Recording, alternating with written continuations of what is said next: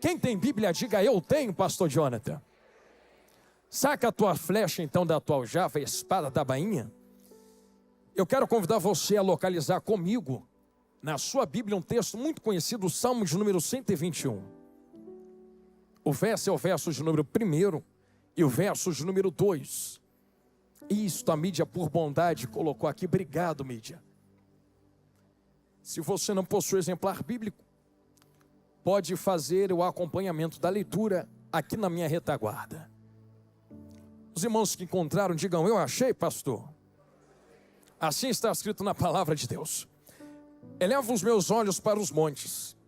De onde me virá o socorro?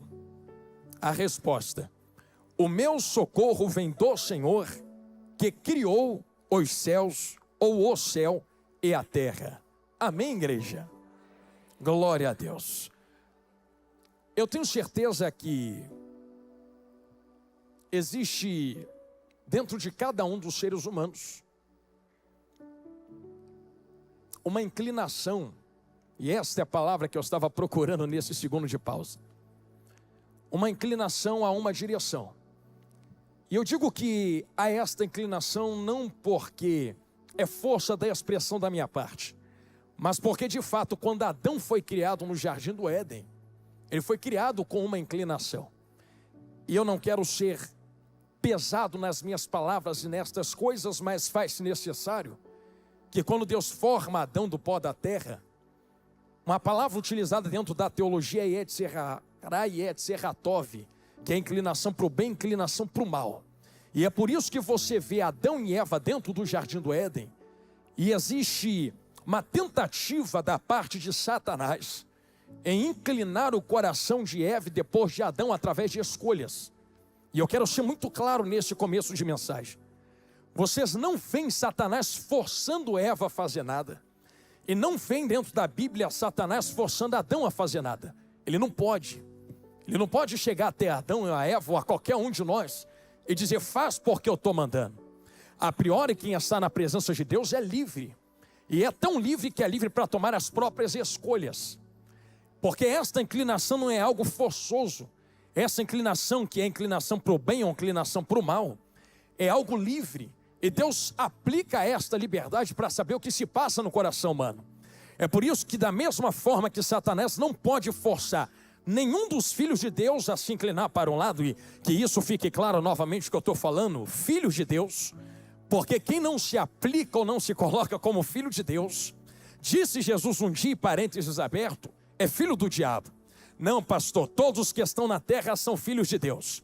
Então reclama com Jesus quando você chegar nos céus, porque foi ele quem disse que na terra existem filhos de Deus e filhos do diabo. E certa vez ele pregando a palavra, olharam para ele e dizem, Senhor, mas nós somos filhos de Abraão, de Moisés, e agora você diz que nós não somos filhos de Deus? E Jesus termina dizendo, não, vocês são filhos do diabo, dizendo para aqueles homens ou aquelas mulheres, porque ele dizia, só é filho de Deus quem ouve a palavra do meu Pai e vive ela, põe ela em prática. Ou seja, Deus não força ninguém a estar com ele, mas aqueles que recebem a sua palavra e inclinam o seu coração a Deus, esses são filhos de Deus. E existia essa inclinação do Jardim do Éden. Deus não força Adão a se inclinar até ele, assim como Satanás não tem autorização de forçar Adão e Eva a fazer alguma coisa. E eu quero deixar bem claro em algumas palavras para entrar de cabeça nesse salmo, que é por isso que Satanás tenta convencer Eva e depois, através de Eva em Adão, com palavras. Certamente não morrerás, serás como Deus, pode comer que não acontece nada. Em nenhum momento ele abre a boca de Eva e enfia o fruto por lá de dentro. E a mesma coisa a Deus. Quando você vê Deus descendo a viração do dia dentro do Jardim do Éden, você não vê Deus forçando Adão a estar com ele. E eu quero deixar esta palavra como um direcionamento dentro desse sermão, que Deus desce a viração do dia, e eu vou fazer uma pergunta tão fácil e clara, de EBD. Se Deus é onipresente, está em todos os lugares, sim ou não? Se está em todos os lugares, estava onde Adão se escondeu, e dizia eu na outra oportunidade que eu estava aqui, que se estava onde Adão se escondeu, sabia onde Adão estava, e que se sabia onde Adão estava, para que Deus entra no jardim dizendo, aonde estás? Dando a ideia, numa continuação do último sermão que eu ministrei, que Deus sempre soube aonde Adão estava, nunca perdeu Adão de vista. O que Deus está fazendo é tentar inclinar o coração de Adão de volta até ele. Então, da mesma forma que Satanás está de um lado, tentando travar esta batalha, alinhando o coração a si mesmo, Deus está do outro lado, chamando Adão de volta a um relacionamento. Então, me parece nesse começo de mensagem que tem dois lados. Tem o mal e tem o bem. Tem Deus e tem diabo. Tem algo que arranca o homem da presença de Deus. E tem algo que firma o homem, quando digo homem, não digo gênero, mas seres humanos, o homem e a mulher, na presença de Deus. E a pergunta que eu deixo a vocês nesses 3 minutos de introdução, para nós mergulharmos de cabeça é: o que é que coloca o homem firmemente na presença de Deus? E o que é que arranca um homem e uma mulher da presença de Deus? E pastores, a resposta é mais simples do que parece. Quando nós entramos em Salmo de número 121 e grava tudo que eu acabei de te falar dentro de Gênesis, quando nós entramos dentro desse Salmo, o verso 1, ele começa expressando uma angústia do coração do salmista. Eleva os meus olhos aos montes. E a pergunta que me vem ao coração: de onde me virá o socorro? E a pergunta que baixa no coração do salmista é uma pergunta que gera algo dentro dele. E o algo que gera não pode ser tocado. Eu dizia da outra vez, quando tive a oportunidade de ministrar nessa sagrada igreja, e eu travo esta palavra diante de vocês agora. Vocês estão vendo eu mexer minhas mãos e meus pés aqui, sim ou não? Quem estava aqui no outro culto que eu tive a oportunidade de ministrar vai lembrar que eu disse que o meu corpo só mexe fora porque tem algo do lado de dentro, sim ou não?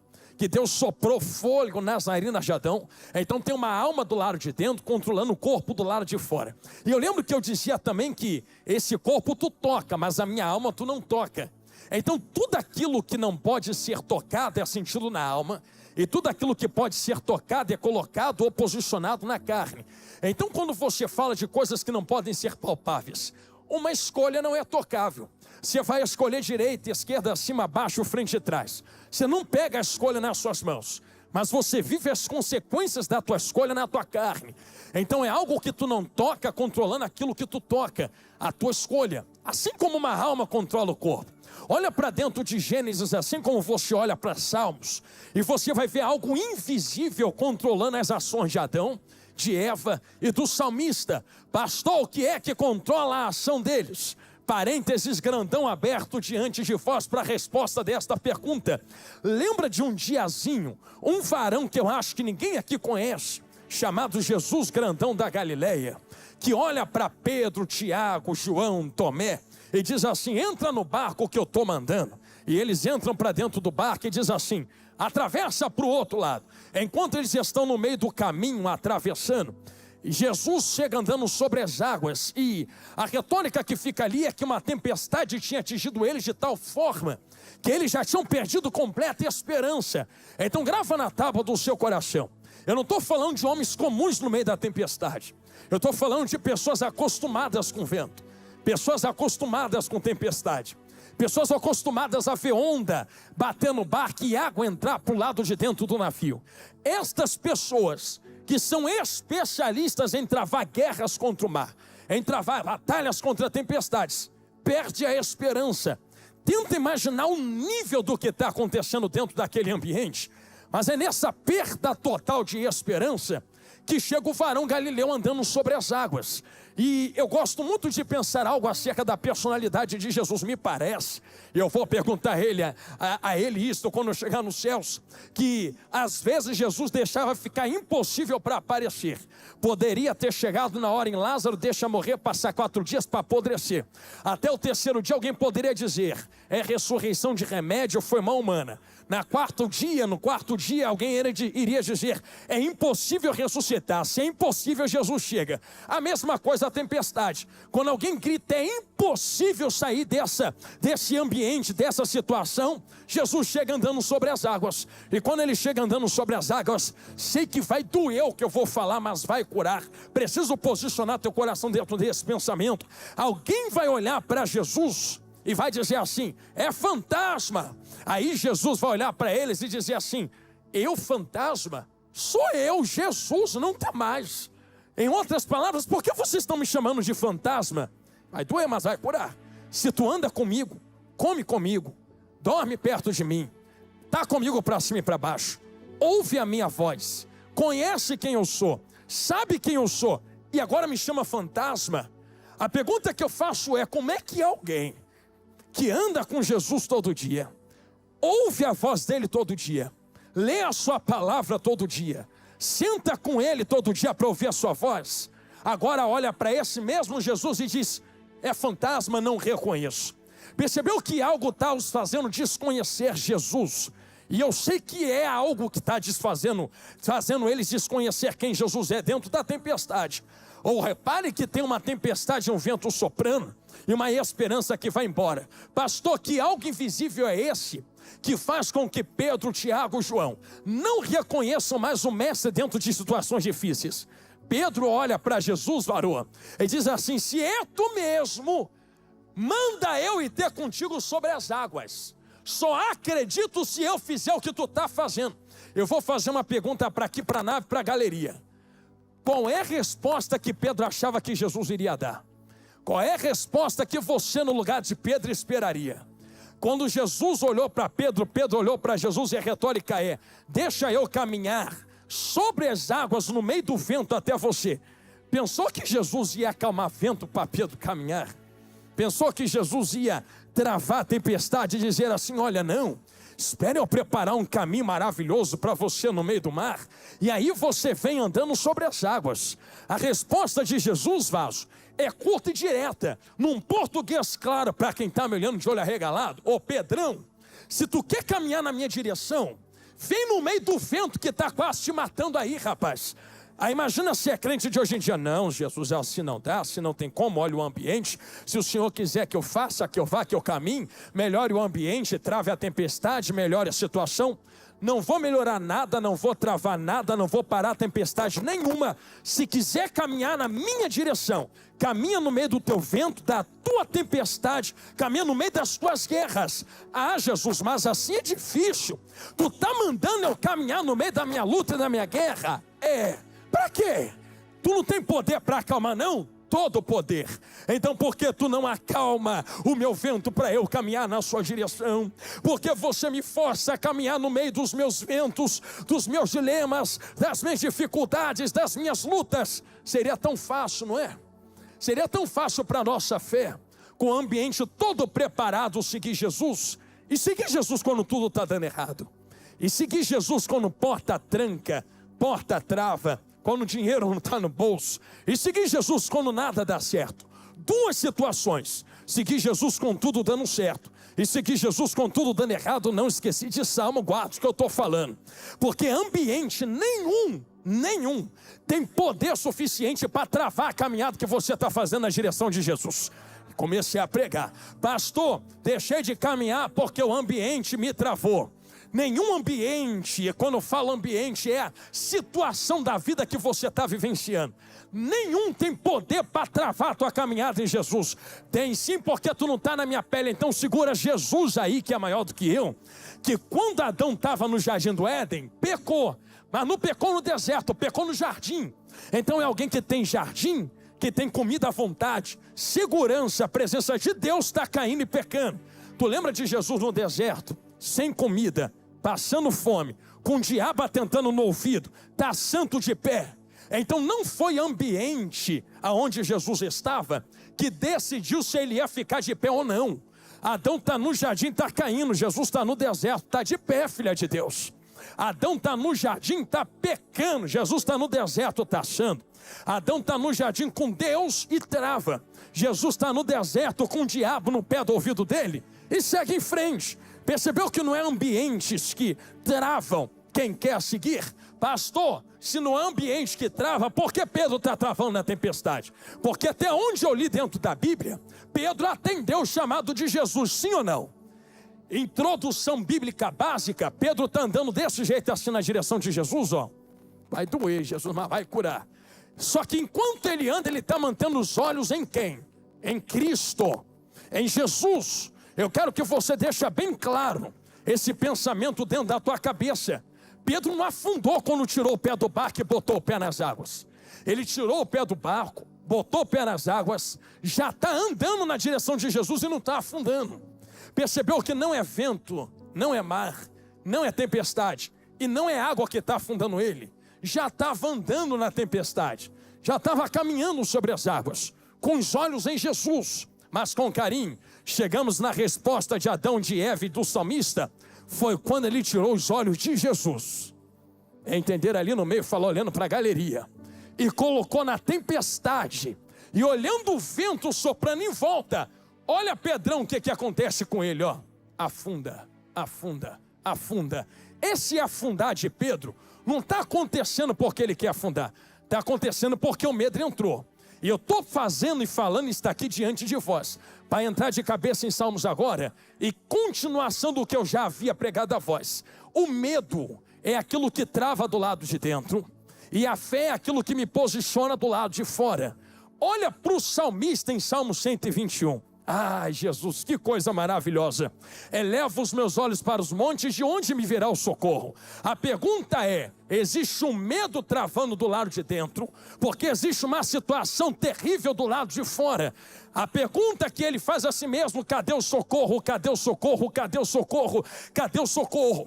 Gastei 10 minutos da mensagem do tempo que eu tenho para pregar a vós, para repetir, resumir praticamente tudo que eu tinha pregado a última vez, para continuar falando a vocês o que eu preguei da última vez. Um medo que trava do lado de dentro, e uma fé que pode posicionar do lado de fora. A pergunta do salmista é, tem alguém que pode me socorrer?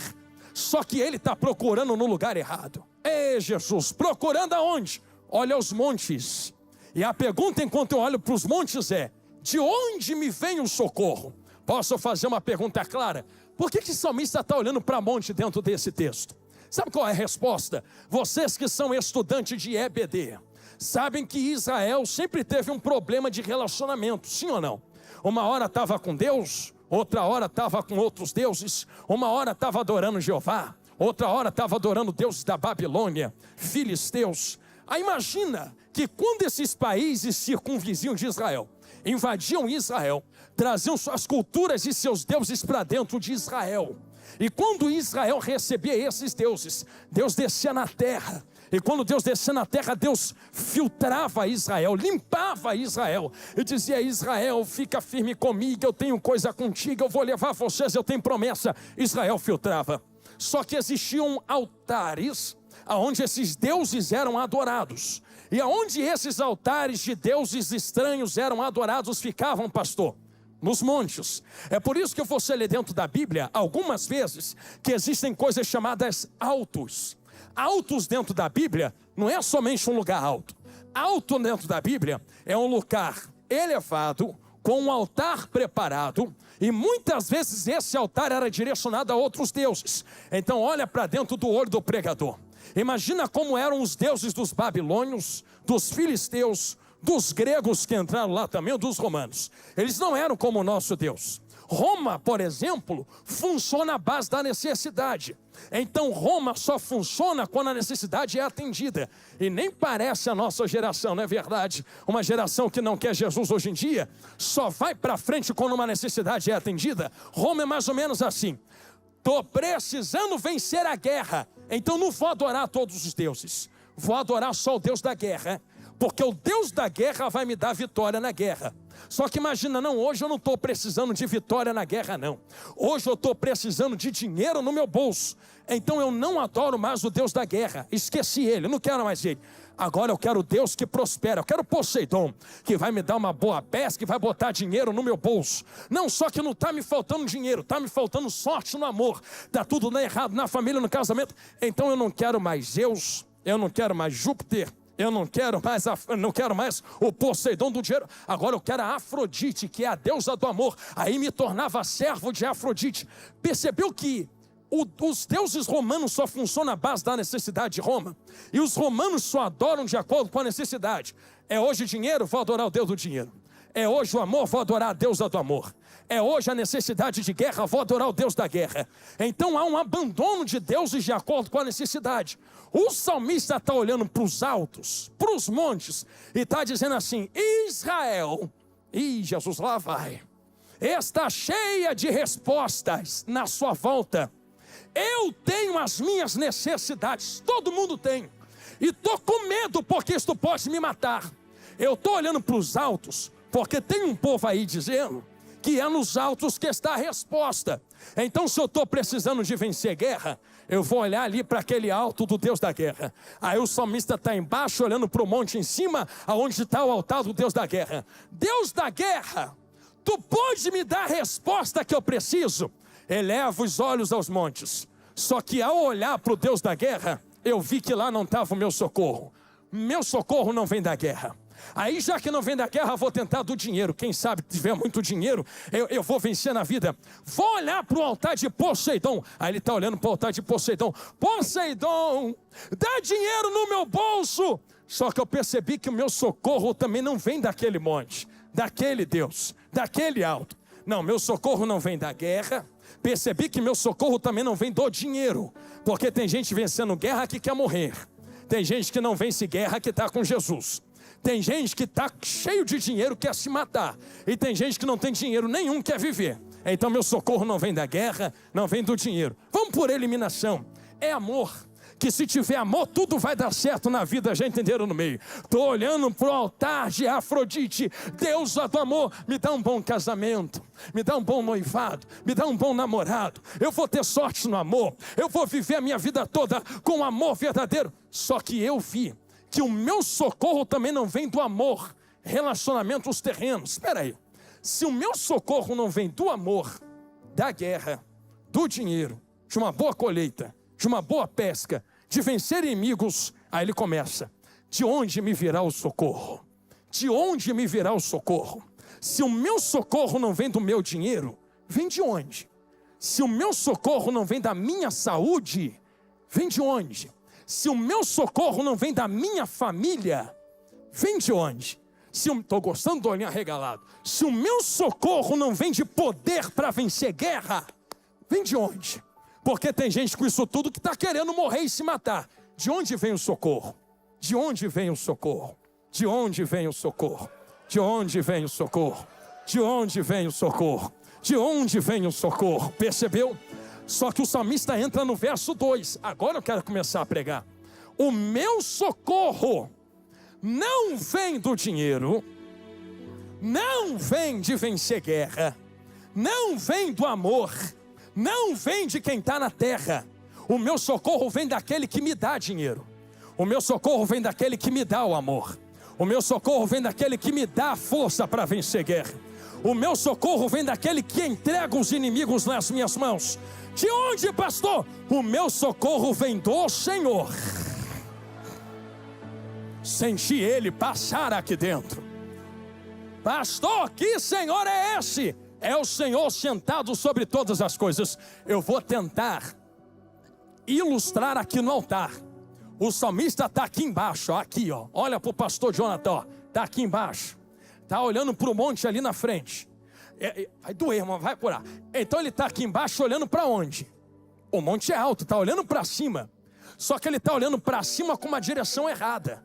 Ele está olhando para cima e não enxerga quem está acima dos montes.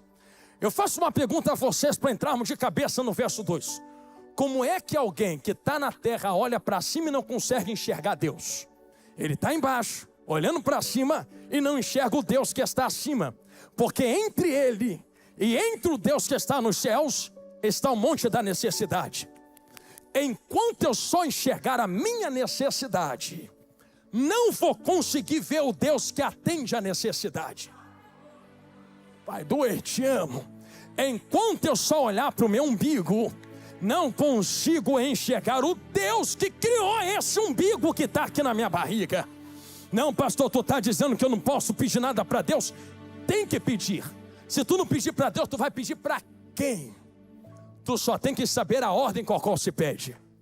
Não é pedir para depois estar com Ele. É enxergar e vê-lo primeiro, para depois entender aqui, falou olhando para a esquerda, pedir alguma coisa. Não é a tua necessidade na frente do teu Deus. É o teu Deus na frente da tua necessidade. Porque quando Pedro começou a afundar dentro das águas, Jesus puxou ele para cima e levou para dentro do barco. A priori, o que está acontecendo dentro do texto, eu vi o Senhor que criou os céus e a terra. A palavra criou aqui e formou todas as coisas. Ai, Jesus, olha que esperança linda o Senhor vai dar a eles. Eu sei que a tradução que nós lemos está o céu, mas a tradução original ou no original está os céus. No plural é a terra no singular. Terra é uma que tu está aqui sentado agora. Então por que a Bíblia usa céus com S no plural? Sabe por que a Bíblia entrega céus no plural? Porque não tem só um céu, tem 3. Pastor, que mistério é esse? O primeiro céu é esse aqui que tu está vendo, que voa passarinho, avião. Esse é o primeiro céu, é o céu da terra. Sabe qual é o segundo céu que a Bíblia fala? É o universo, é onde está planetas, estrelas, meteoros. Esse é o segundo céu. Sabe aonde está o terceiro céu? Terceiro céu ninguém sabe aonde está, mas é onde está o trono da glória de Deus e é onde ele se assenta assim, ó. Então tem uma escada, tem um primeiro que tu tá, tem um segundo que é o universo inteiro e tem um terceiro. Pastor, aonde está o terceiro? Está fora do segundo, mas ao mesmo tempo ele também está no segundo. Como é que está fora do segundo, pastor? Um teólogo disse uma vez, eu nunca mais esqueci, para ter criado o universo que é o segundo céu, somente alguém que está fora, porque tem que ser maior do que o universo. Eu não consigo criar algo maior do que eu se eu não for maior do que esse algo. E quando eu crio algo muito grande, eu já sou maior do que esse algo que eu criei. Então, para Deus ter criado o universo, ele tinha que ser maior que o universo. Está fora do universo. A pergunta que eu faço a quem me olha de olho arregalado: tu que está aqui sentado nos 22 anos da De Bueno, tu tem poder para alcançar Deus que está no terceiro céu? Tu tem poder para pedir socorro para esse Deus? Cadê a escada para a gente subir para chegar nele? Aonde ele se localiza? Alguém tem o endereço dele aqui? Como é que a gente chega? Pega qual Uber? Pega qual ônibus? Pega avião aonde para chegar no terceiro céu? Ninguém poderia tocar Deus.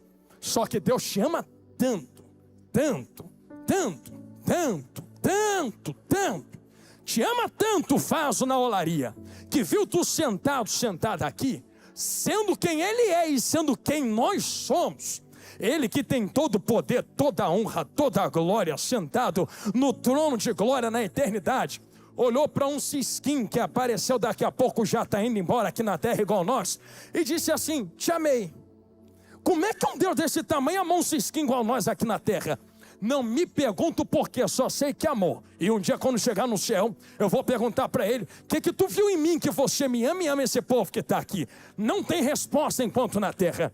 Eu só sei que esse Deus, sentado lá no terceiro céu, viu que cada um que está aqui dentro, estou no Salmo de número 101, verso 2, não poderia sair da casa onde vocês habitam, ou de dentro da De Bueno, ou não poderiam sair do trabalho, da escola, da terra e subir até o céu para alcançar ele. Ele inverteu.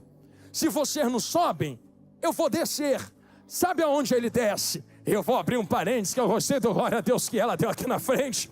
Aonde ele desce, pastor? Tu não lembra de Moisés indo conversar com ele no monte? Quando ele chama Moisés e vem cá que eu quero conversar contigo. Diz para esse povo, estou chegando aonde Jesus mandou, não manda eles subirem até esse monte aqui.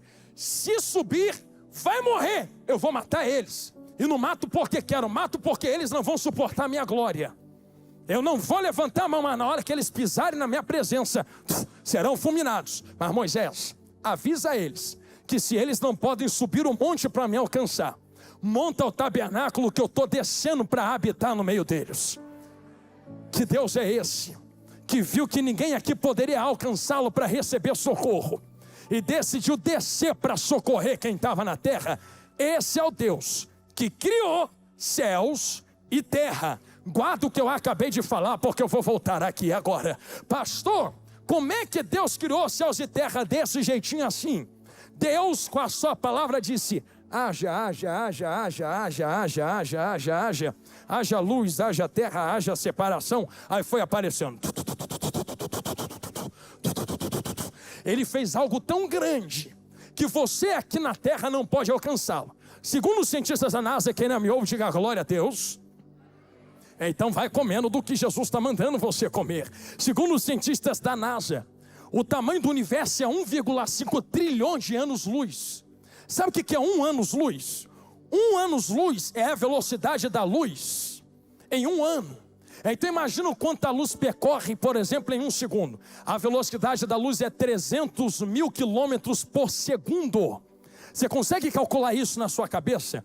300 mil quilômetros, 1 segundo. 600 mil quilômetros, 2 segundos. 900 mil quilômetros, 3 segundos. 1.200.000 quilômetros, 4 segundos. A Terra está muito longe do Sol, eu sei. Mas a luz só leva 8 minutos para chegar de lá até aqui, de tão rápida que é.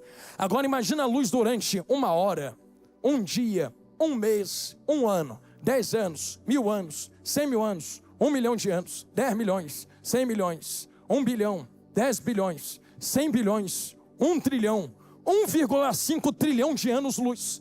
É o que teu Deus criou. Ninguém consegue atravessar de um lado ao outro. Não dá, é impossível. Só que diz Salmos que a saída de Deus de uma ponta a outra dos céus é em apenas um instante. Deus está de um lado, quer ir para o outro, ele faz assim, ó. Já cheguei, já cheguei, já cheguei, já cheguei. Deus não vê distância. Se não vê distância, tu não alcança ele no terceiro. Mas ele decidiu sair do terceiro, atravessar o segundo. 1,5 trilhões desce o segundo, entra no primeiro céu, enche o primeiro céu, entra dentro da Deboeno e tu ainda sente o toque de socorro dele aqui dentro esta noite. Pastor, que socorro foi esse que Deus criou? Isaías capítulo 6, vai construindo, está aqui comigo. No ano em que morreu Reuzias, é Bíblia, para quem gosta de Bíblia. Eu vi, ninguém me mostrou, eu vi o Senhor assentado sobre um alto sublime trono, sim ou não? O séquito do manto enchia o templo, os serafins voavam, tinham 6 asas, com 2 cobriu o rosto para dizer não posso enxergar porque este aqui é muito grande. Com 2 cobriu os pés para dizer não posso estar porque este aqui é muito poderoso. Com 2 voavam porque dizer não posso ficar parado porque é muita glória. E eles cantavam uns aos outros dizendo, santo, santo, santo é o Senhor dos exércitos e toda a terra. Terra não é primeiro os céus. Toda a terra não está vazia, está cheia da sua glória. Irmãos, existe uma regrinha básica de EBD dentro da Bíblia. Deus nunca vai esvaziar algo para encher outro algo com outro algo. Ele não desvazia isso aqui, ele transborda isso aqui para poder encher o que está vazio. Você quer ver só esta prova bíblica? Isso aqui eu estou falando de presença. Como é que Deus transborda para encher? 2 Reis 4. Deus não precisou que descesse azeite. E eu vou falar isso aqui rasgado, porque tem gente que pensa que desceu, não desceu. Deus multiplicou o que já estava na casa. Só precisou de com um pouco de azeite para fazer assim, ó. Ele multiplica o que já tem e vai enchendo quem quer, vai enchendo quem quer, vai enchendo quem quer. Só tem um jeito dele encher o primeiro, é se transbordar o segundo. Só tem um jeito de encher e transbordar o segundo, é se já tiver enchido o terceiro. Para tu é impossível, não conheço quem pode, mas eu sei quem pode. Imagina Deus sentado no trono de glória, vai começar assim, olhando para alguém na terra, igual Isaías, igual o salmista. Permita-me tirar, pode deixar o pedestal aqui que eu vou usar ele ainda. Olhando o salmista, e o salmista da terra dizendo assim, Senhor, socorro! Igual Daniel, Ezequiel, Isaías dizendo, no ano em que morreu Reuzias eu entrei e clamei socorro. Daniel de dentro da cova dos leões, Ezequiel no vale de ossos secos, e Deus lá no trono de glória assim, ó, sentado. Aí ele ouve a voz, porque ninguém trava a oração de gente na terra. Ele ouve a voz de alguém clamando aqui no primeiro céu, dizendo, socorro, socorro, socorro. Ele se inclina, coisa da minha cabeça, imagina ele se inclinando, e vendo um crente aqui dentro da Deboeno, dizendo, Senhor, eu estou nas minhas últimas forças. Se o Senhor não me renovar hoje, eu não sei como é que eu vou conseguir seguir. Se o Senhor não fizer nada hoje, eu não sei como é que eu consigo prosseguir. Imagina Deus, eu vou te tocar, eu vou te encher, vou te renovar. Só que para fazer, tem que encher muita coisa antes de encher tu. Isso é fácil para Deus. É fácil para Deus? É. Porque Isaías não falou que precisou ver Deus inteiro no céu. Ele só falou que o séquito do manto, igual a orla do manto de Jesus, o séquito do manto encheu. Olha aqui para o olho do pregador. Imagina Deus olhando para vocês e dizendo assim, quero te alcançar no primeiro. Para te alcançar no primeiro tem que encher o segundo. Para encher o segundo tem que transbordar o terceiro. Eu acho que é difícil, mas não, só vou precisar de um pedacinho de mim. Aí ele pega aquele pedacinho assim, ó. Peguei. Isto aqui é suficiente para alcançar quem está na De Bueno. A orla dele começa a encher os céus. Enche, enche, enche, enche, enche, enche, enche, enche. Aí os serafins, por quê?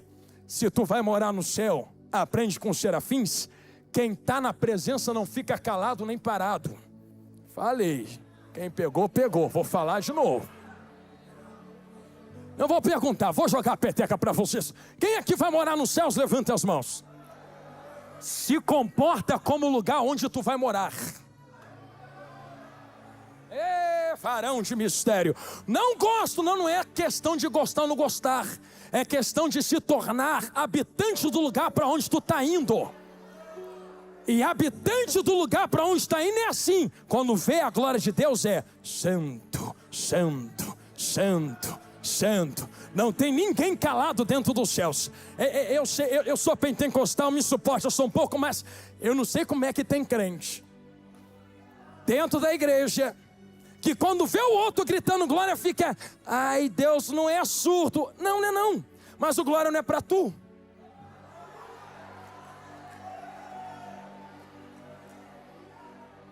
O glória é para aquele que está sentado aonde? No trono. Se nem serafim ficar calado, e eu vou falar rasgado, não, então grita para ele. Mas aí é que está a questão. Tu não leu num texto que e clamavam uns aos outros, não para Deus. Era um gritando no ouvido do outro. Eu vou falar de novo, quem entender aqui na frente. Era mais ou menos serafim olhando um para a cara do outro, dizendo assim, Deus já sabe que é santo. Eu vou proclamar a santidade dele, é no teu ouvido mesmo, vai ter que me aguentar. Não gosto de glória, está indo para o céu para quê então? Não gosto de barulho, quer entrar no céu para quê então? Se tu não gosta de barulho na terra, é melhor tu começar a se acostumar com o barulho da igreja. É esse aqui mesmo, ó. Pastor, por que se acostuma? É como se o serafim pegasse um ou outro aqui, ó. Tô no terceiro, voltando para o primeiro.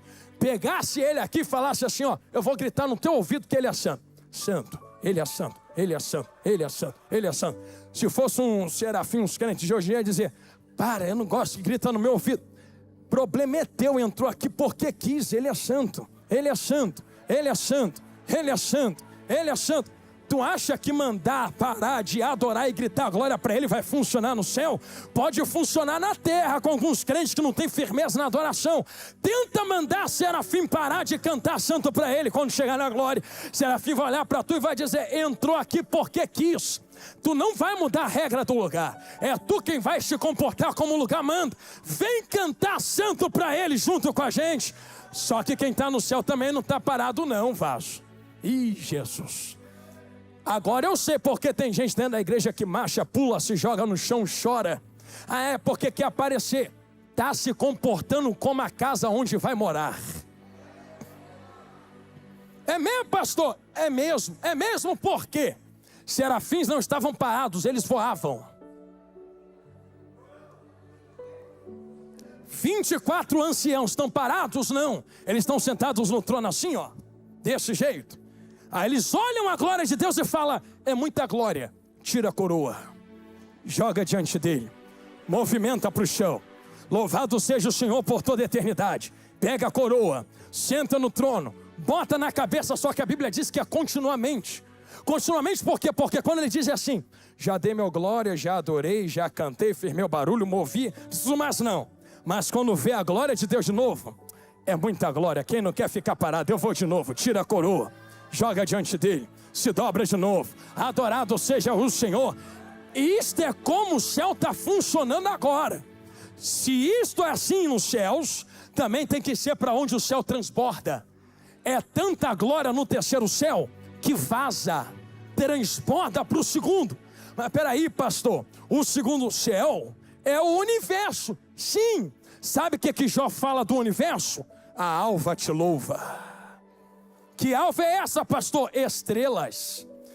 Eu sei que eu vou jogar a peteca para tu, mas é Bíblia. Estrela tem boca? Não. Se não tem boca, está louvando como? Como é que canta sem boca? Como é que adora e louva a Deus sem boca? Imagine o sol. Eu acabei de falar e estou terminando daqui a pouco, voltando em Salmos. O sol. Eu disse que a luz do sol leva 8 minutos para chegar na terra, sim ou não? Só que a luz que é gerada dentro dele não é 8 minutos. Para ser gerada é milhões e milhões de anos. Com fusão atômica, com guerra de plasma, gravidade, ele fica lá 1 milhão de anos, 2 milhões de anos, 3 milhões de anos, milhões de anos, aí sai aquela partículazinha de luz, outra, e faz aquela luz toda. O que o sol está entregando hoje não começou hoje, começou lá atrás, há milhões de anos. Aí imagina o sol dizendo assim: ih, rapaz, 7:55 de domingo vai ter culto, preciso preparar uma adoração. Aí milhões de anos atrás ele começa: luz, luz, luz, luz, luz. Quando chega no dia de hoje ele faz assim: receba, Deus, não tenho boca para cantar, mas tenho luz para te entregar. O sol tem vida, sim ou não? Não. O sol é uma bola de plasma cheia de gravidade que está funcionando no céu. Não tem boca para cantar e está louvando. Não tem vida para adorar e está adorando. Se até o que não tem vida, vou repetir, se até o que não tem vida e não tem boca consegue cantar e louvar para ele, quanto mais quem está sentado me olhando de olho arregalado aqui dentro, que foi salvo, trago de uma sarjeta do pecado, que Jesus foi na lama te arrancar da cocaína, da maconha, da cerveja, te arrancou da mão do diabo, te botou aqui dentro e falou: o sol não tem boca, mas tu tem boca. O sol não tem vida, mas tu tem vida. Caia toque terra paua, que terra santo que teia. É tanta adoração, vaso. É o sol aqui, é outra estrela ali, é Sírios lá, é outra estrela aqui, é Manjores, Cajores do outro lado, todo mundo adorando a Deus. Aí o segundo céu se enche de glória, aí transborda para o primeiro. Aí vem os serafins cantando em Isaías, chega em Salmo, e toda a terra está cheia. Peraí, se já está cheia aí, está aqui tudo, já está tomado. Está tomado como de glória?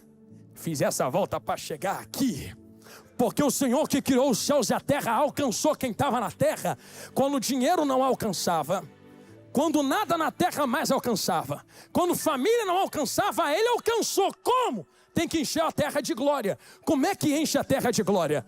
Entenderam já que só transbordando do terceiro para o primeiro. Aí um belo dia, Ele olhando a humanidade sem glória nenhuma, olhando a De Bueno na sarjeta anos atrás. É domingão de noite, vaso. É domingão de noite, vaso. Lembra onde tu estava 10, 15 anos atrás? Da onde Jesus te arrancou? Tu estava sem glória nenhuma. Até que um dia tu começou: Senhor, se tu existe, se tu ainda está em cima, arranque essa seringa da minha mão, tira esse cigarro da minha boca, quebra esse copo de cachaça, traz a minha família de volta, melhora a minha vida financeira. Deus lá do céu ouviu. Imagina a resposta de Deus: eu não vou abrir uma porta, eu já abri uma porta. E que porta foi essa? Quando Ele viu a terra sem glória, Ele falou: vou transbordar para a terra. E o transbordar dele foi mais ou menos assim. Lembra do começo que eu falei que Ele disse: Deus, haja, haja, haja? Pensa que esse haja na boca de Deus era o quê? Só palavra vazia? Não era palavra vazia. O haja que saía era tão poderoso. Já entenderam aqui? Falou olhando para cá agora. Tão poderoso, que João escreve assim: no princípio era o verbo. E o verbo, haja, haja, haja, era Deus. E o verbo é a palavra que está criando. Estava com Deus. Só que o verbo é tão poderoso que desceu na terra, saiu do terceiro, atravessou o segundo, entrou no primeiro, desceu na terra, se fez carne, pegou a cruz que era minha, era tua, botou nas costas e disse assim: estou transportando Estou transbordando. Estou transbordando. Foi pro Calvário. E Jesus, alguém vai entender na galeria, quer ver? Se entregou por ti. Assim, quem era para estar de prego na mão, era tu. Quem era para ter tomado coroa de espinho, era a galeria que está levantando a mão para dar glória. Sabe quem era para ter tomado arpão do lado? É tu que está de lágrima no olho aí. Era eu. Mas ele transportou do terceiro céu e veio. E veio. E veio, alcançando quem pedia socorro, alcançando quem gritava socorro. Ele veio para a terra, pisou na terra. E Jesus, vou chegar no mesmo lugar do outro dia, mas lá vai. Depois que pisou na terra, morreu, se entregou, ressuscitou, reuniu o povão e disse assim: oh, vocês querem ficar cheios de glória mesmo? Queremos, Senhor. Só tem um jeito de estar cheio de glória. Eu não vou ficar descendo toda hora para encher vocês não, já enchi. Ficar em Jerusalém, até que do alto sejas revestido de poder. Eu quero te apresentar nesse momento da mensagem o maior presente que Deus deu para a igreja. Não foi ouro, não foi prata, não foi pedra preciosa, foi presente de casamento. Se Jesus vai casar com esta igreja um dia, o presente de casamento não é uma porta aberta na terra que é bom, estou precisando. Não é uma casa nova que eu estou precisando também.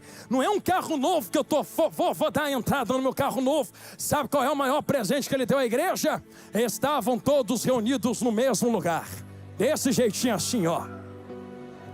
De repente, ai, Jesus que me usa.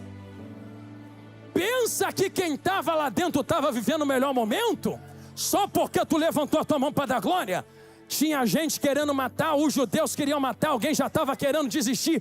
Tomé estava duvidando, mas Jesus falou: fica porque vocês vão receber, fica porque vocês vão receber, fica porque vocês vão receber. Enquanto estavam reunidos no mesmo lugar, veio do céu. Eu não vou falar isso aqui de novo, não vou repetir. Não veio da terra, não veio do primeiro, não veio do segundo, veio do céu um som.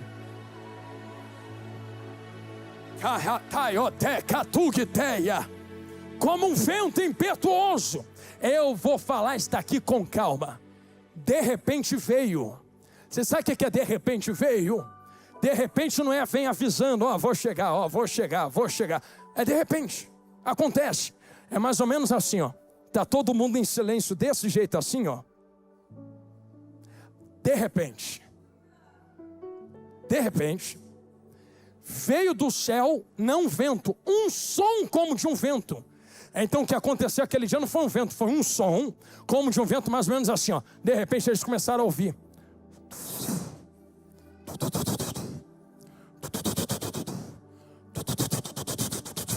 E foi entrando.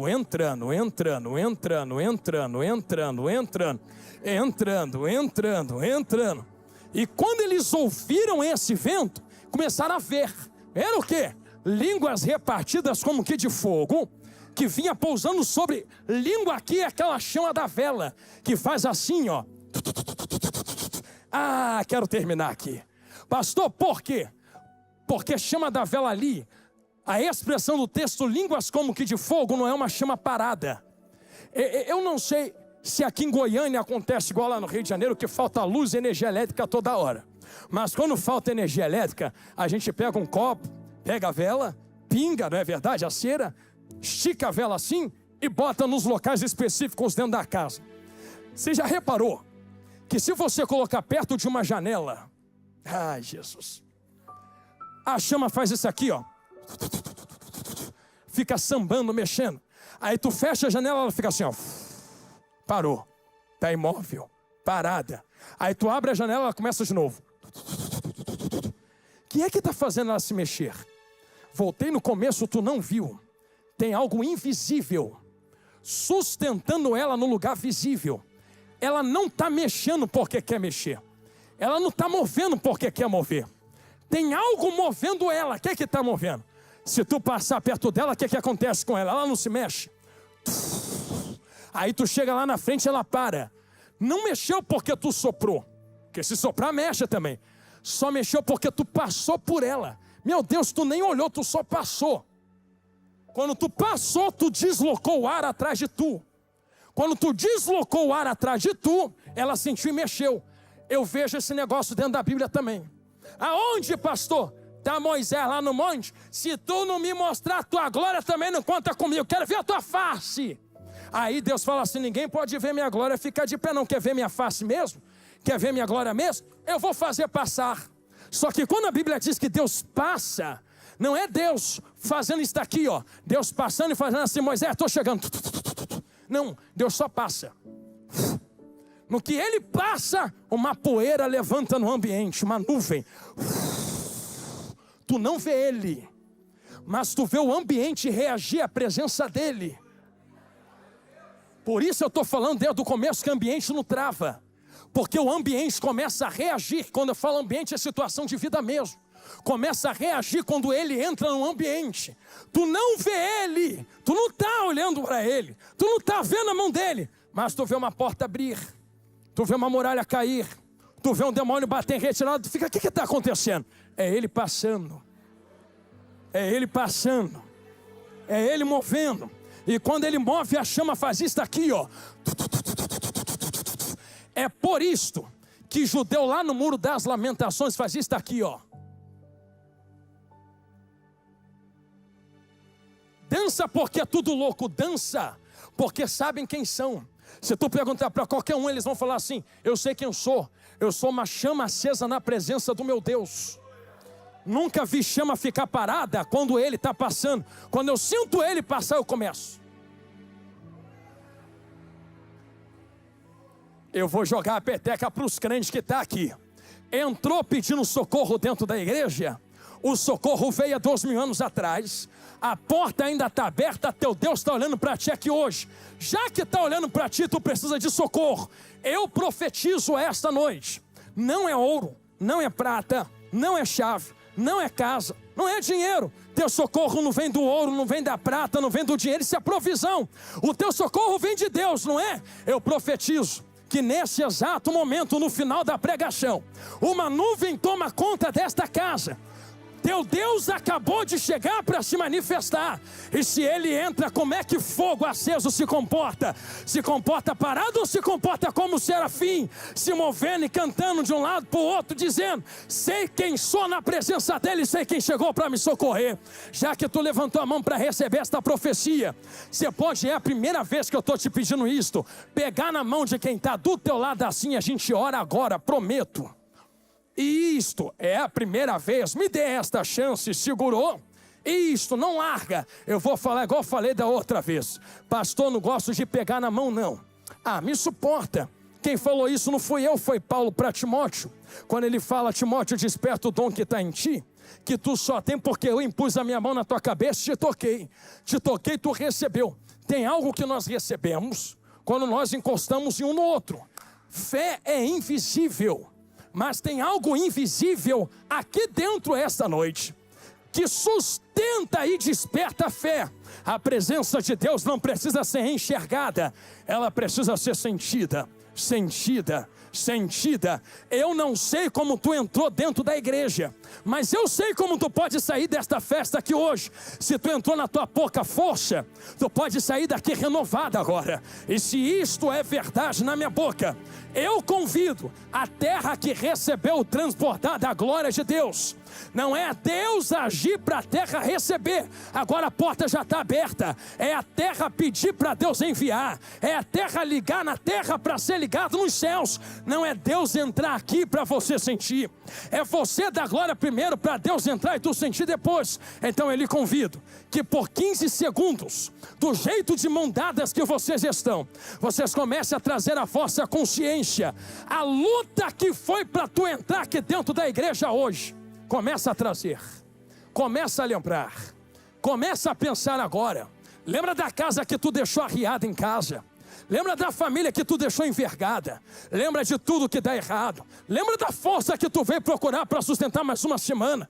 Lembra do vazio que está tentando te combater de todo lado.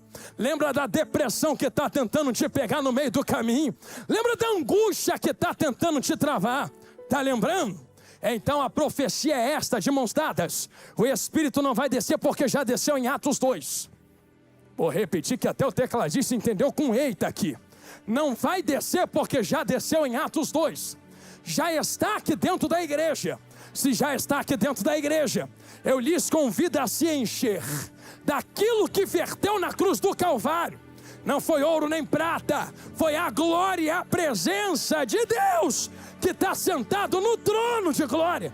Se tu tem glória para dar, alguém entendeu lá na retaguarda, eu te convido a levantar as mãos de quem está do seu lado, por 30 segundos, 30, só 30, invoca o nome do teu Deus agora, invoca que tu acha, pede socorro que ele vem. Ô Pedro, vai afundar na tempestade ou vai gritar socorro para Jesus no meio do vento?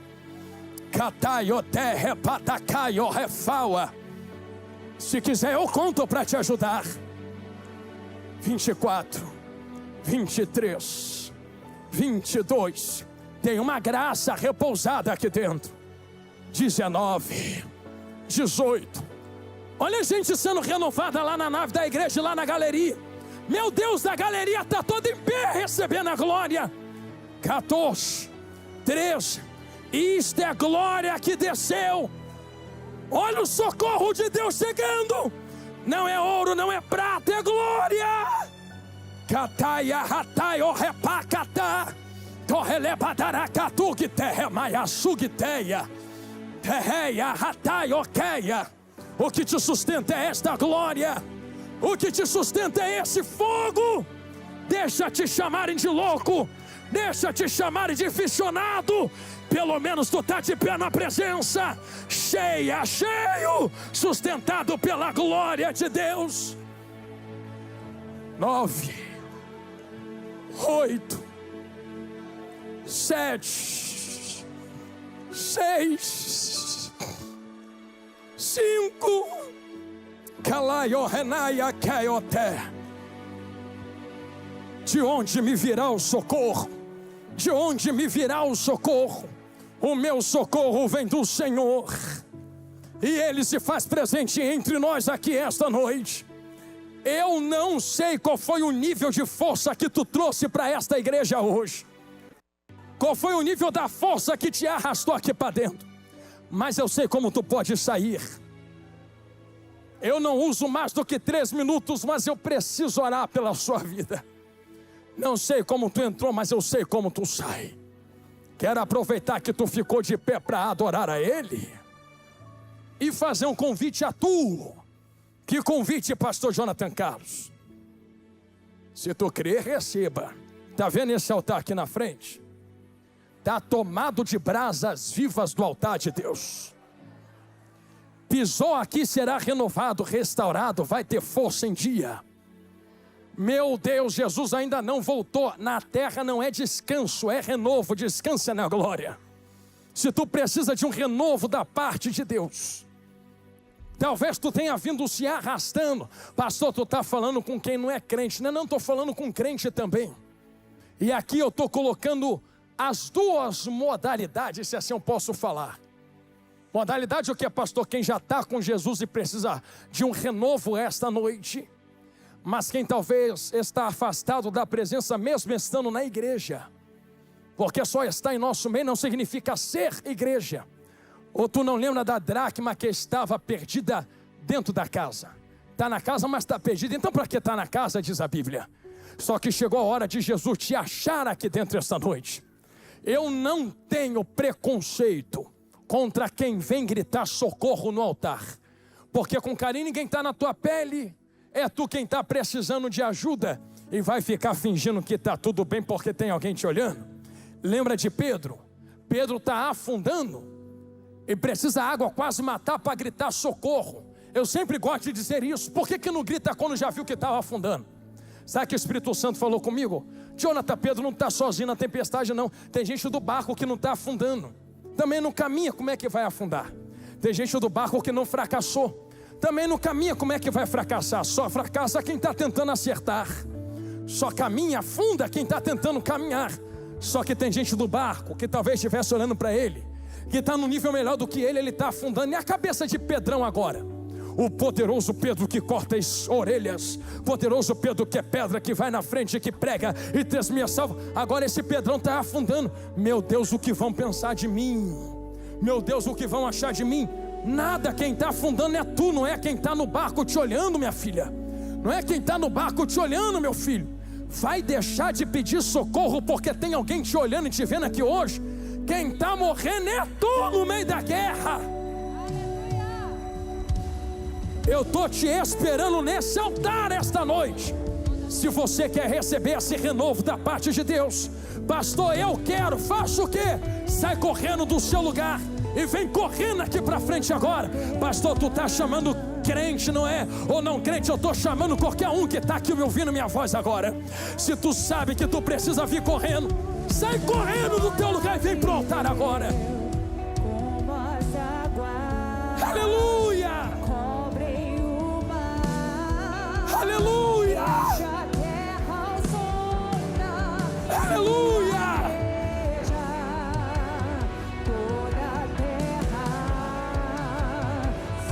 Aleluia! Aleluia! Aleluia! Vem gritar socorro no altar, filho de Deus. Vem gritar socorro, filha de Deus.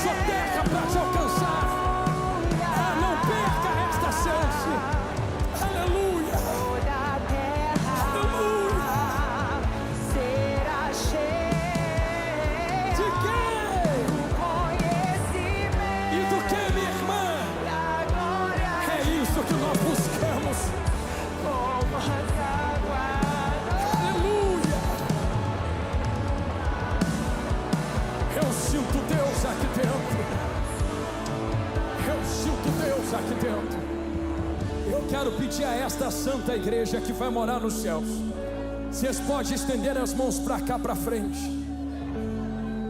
Tem vidas pedindo socorro a Deus aqui. E quando alguém pede socorro na tua frente, tu faz o quê? Cruza o braço, se cara e fala: tá bom, vê aí que faz. Ou tu clama como se fosse você lançado aqui nesse altar. Comece a orar como se fosse tu gritando socorro aqui na frente agora. De onde me virá o socorro?